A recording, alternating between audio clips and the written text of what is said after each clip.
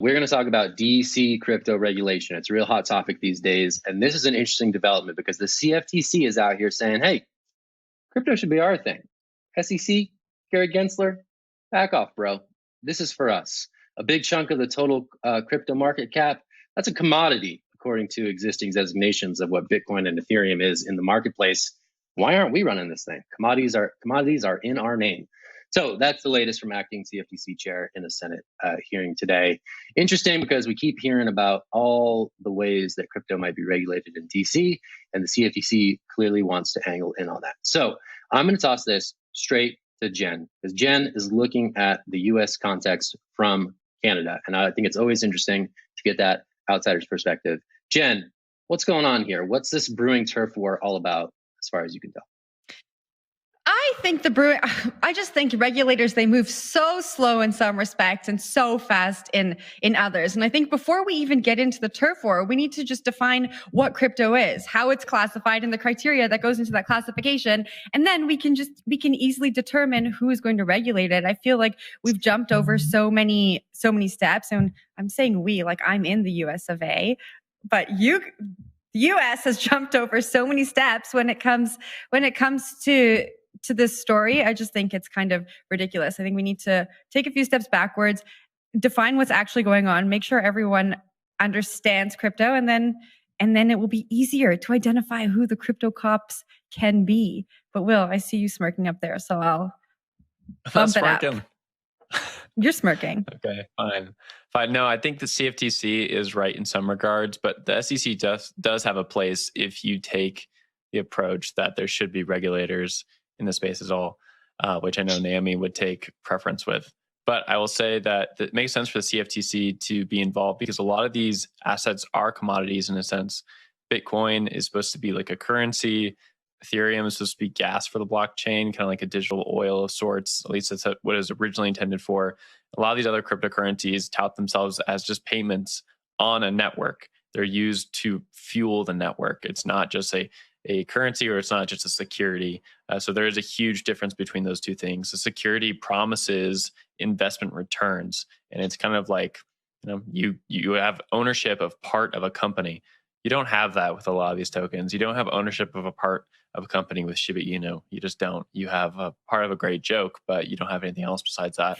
It does make sense for the SEC to be involved in some ways. There are things like security tokens out there, and there are some projects that frankly are just money grabs for teams, and they kind of operate as meme stocks for firms. So it makes sense to have both sides be in there. I'm just interested to see how this turf war plays out going forward, because I think it's going to be more fireworks going forward than less. Zach, I'll give it to you.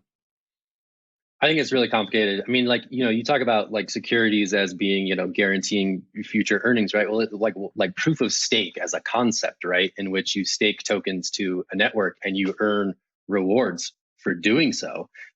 These things don't fit neatly into existing understandings of how various investment products should be regulated. And I think that's why we're seeing this tug of war being like, wait a minute, well, for this part of the market, yeah, it's sort of like gold, CFTC, like we can do that.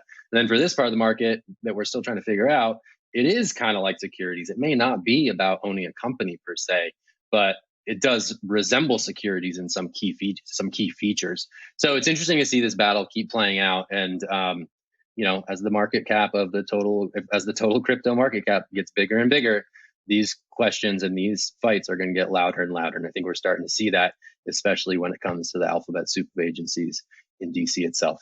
Naomi, I saw your hand up. We got to get you on this one. I want to ask you a question, actually. Let me ask in a second, because I've got a train of thought I want to... Yeah.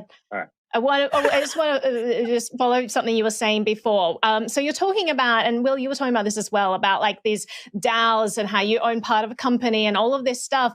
Like it, comments like this from the CFTC really make me miss Brian Quintenz, who was a former CFTC commissioner who spoke extensively about DeFi and how it shouldn't be regulated, because the whole idea of CFTC coming into something like this is like when you have a central entity and they're somewhat opaque and you're relying on them for self-disclosure, self-transparency, self-reporting on all of these things, and you've got to have some sort of accountability and licenses or whatever around all of that to make make sure it's all above board. But DeFi, who are we protecting ourselves from? There is no central company on these things. You know, they're decentralized projects that anyone can contribute to.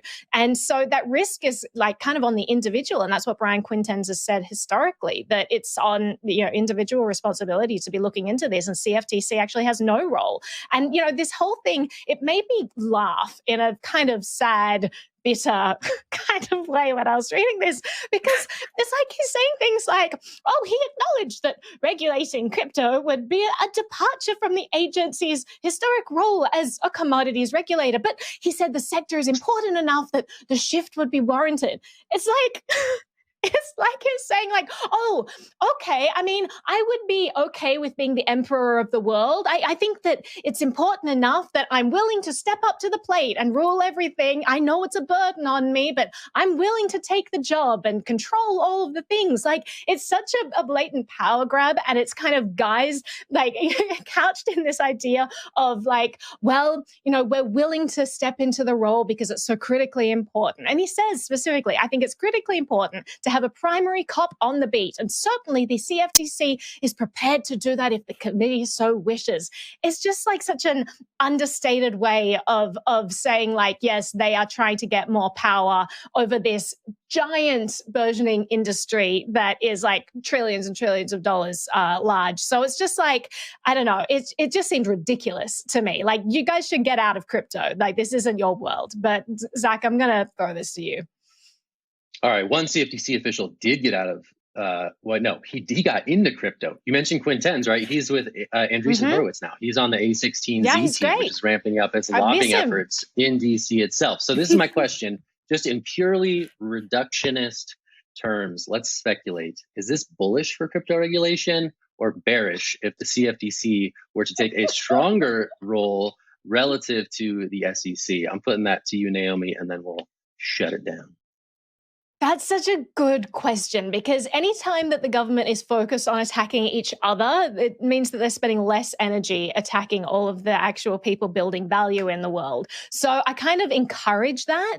But at the same time, it isn't uncommon for these turf wars to just continue and for these agencies to just say, well, it's always been my jurisdiction. Well, it's also always been my jurisdiction. So you just end up getting like double jurisdiction, right? So, I mean, I wouldn't put past the government to just, you know, be coming down hard on crypto from all angles while they figure out this turf war, which may not be good. I think this is bullish for DeFi for sure, because at the end of the day, there's no central entity for them to go after. As much as they like to spout the rhetoric about how they're going to start trying, there really is, you know, there is really no central entity in a lot of these things, and code should be protected by free speech laws. So we'll see how that plays out. Definitely bullish for DeFi. We'll see what happens with a lot of these intermediaries and quasi-DeFi, quasi-decentralized organizations.